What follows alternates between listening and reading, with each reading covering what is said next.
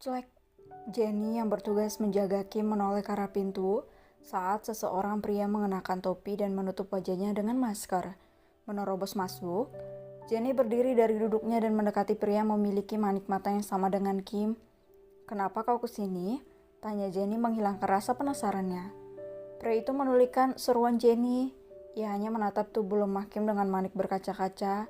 Pria itu mengarahkan tangan kekarnya ke puncak kepala Kim. Ia mengusap-usap lembut penuh kasih sayang puncak kepala Kim yang tidak terusik sama sekali. "Kenapa kau berpenampilan seperti ini?" seru Jenny kembali. Pria itu lagi-lagi tidak mengindahkan ucapan Jenny. Maniknya yang sama persis milik Kim hanya fokus pada tubuh lemah wanita yang ada di ranjang. "Kenapa kalian seceroboh ini? Membuat adikku hampir kehilangan nyawanya," ujar pria tersebut dengan dingin dan menatap Jenny tajam. "Apa kau lupa siapa adikmu itu? Dia wanita keras kepala yang tidak akan mendengarkan nasihat kita," decap Jenny. "Tapi kalian tidak menjaganya dengan baik. Kau tahu hanya dia satu-satunya keluargaku, dia adikku yang sangat aku sayangi, jadi aku tidak akan pernah bisa melihatnya seperti ini. Dia adalah titipan terindah yang dititipkan Mommy dan Daddy padaku, meskipun kami harus berhubungan dengan menjadi orang asing," ujar pria itu dengan wajah yang menyimpan banyak kekhawatiran dan juga kesedihan. "Maaf," lirih Jenny. "Aku tidak ingin kejadian ini terulang lagi," ancam pria tersebut dengan tatapan membunuh. "Tidak akan, Kim juga sudah berada di tempat yang aman." "Aku tahu itu, karena aku yang meminta kepada Aunty Gabriela untuk menjaga adikku. Aku hanya menjalankan amanah Daddy dan Mommy. Sudah cukup adikku berada di sekitaran orang-orang licik dan brengsek, dan sekarang waktunya adik kecilku ini bahagia," lirihnya sambil mengusap puncak kepala Kim dengan sayang. Ia juga meninggalkan kecupan kasih sayang pada sang adik. "Cepatlah pulih adikku sayang," bisiknya.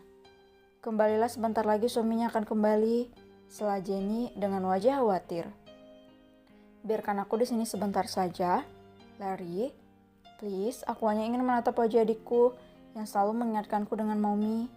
Larry, aku tahu mereka masih mencari tahu tentangku.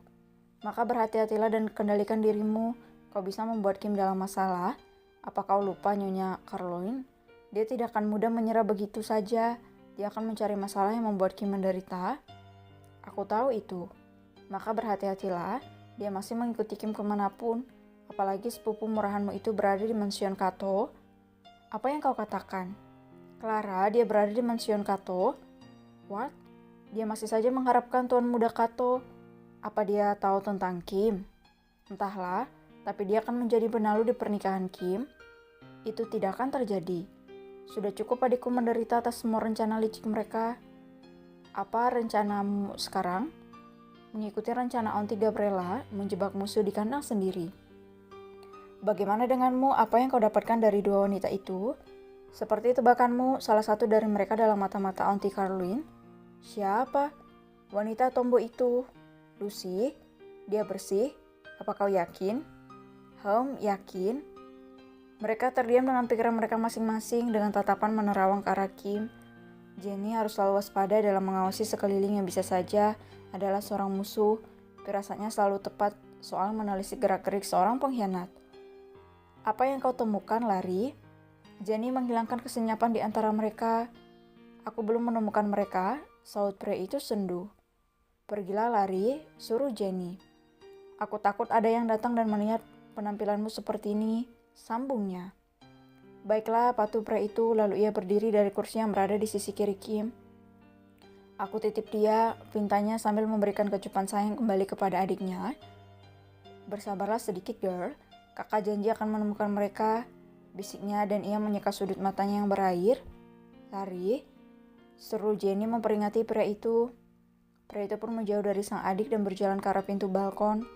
Jenny menukik alisnya heran, ia pun mengikuti pria itu yang siap melompat ke balkon kamar sebelah. "Up!"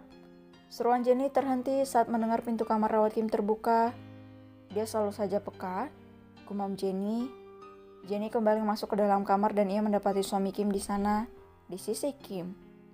Istirahatlah biar aku yang menjaga istriku, tegur Arthur ramah. Sahut Jenny dengan gumam. Apa ada yang datang? Tanya Arthur tiba-tiba.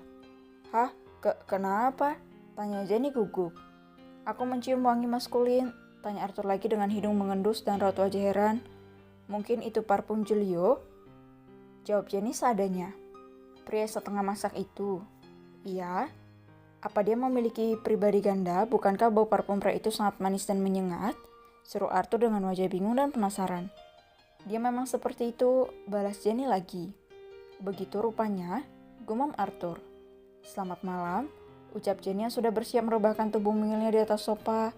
Selamat malam juga, balas Arthur ramah. Ia juga ikut merebahkan tubuh tingginya di ranjang pasien milik Kim yang memiliki ranjang yang muat 2 orang. Kenapa pria manja ini memiliki penciuman yang sangat tajam? Monolog Jenny. Mudah-mudahan Larry aman. Monolog Jenny kembali sambil memejamkan mata. Terdengar helaan napas lega dari pria yang kini bergeming di balik pintu. Pria itu berjalan ke arah nakes di dekat ranjang. Ia berjalan sambil membuka masker yang menutupi wajah tampannya dan juga topi yang menutupi rambut setengah panjangnya yang ikal. Pria itu menyugur rambut panjang ikalnya ke belakang.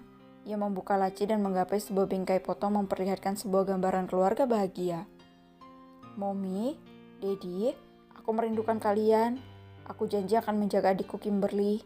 Lirih pria itu dengan isakan kepedihan. Larry Like Hugo adalah putra pertama dari pasangan Damian Like Hugo dan Carlon Like Hugo. Pria mewarisi semua kemampuan sang daddy dalam dunia gelap dan juga dunia bisnis. Larry Like Hugo terpaksa menyembunyikan identitas aslinya untuk melabui para musuh sang daddy. Dia hanya bisa berhubungan dan melindungi sang adik dari jauh maupun dekat. Ia memiliki misi untuk mencari tahu tentang kematian orang tuanya. Larry sangat menyayangi sang adik Kimberly Like Hugo. Mereka berpisah saat adiknya berusia 8 tahun dan dirinya 10 tahun. Larry dinyatakan meninggal akibat pembantaian dilakukan oleh musuh orang tuanya.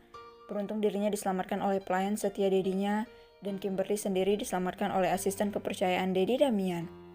Larry menyaksikan sendiri kedua orang tuanya disiksa dan dibawa pergi oleh para musuh. Larry masih berharap kedua orang tuanya masih selamat.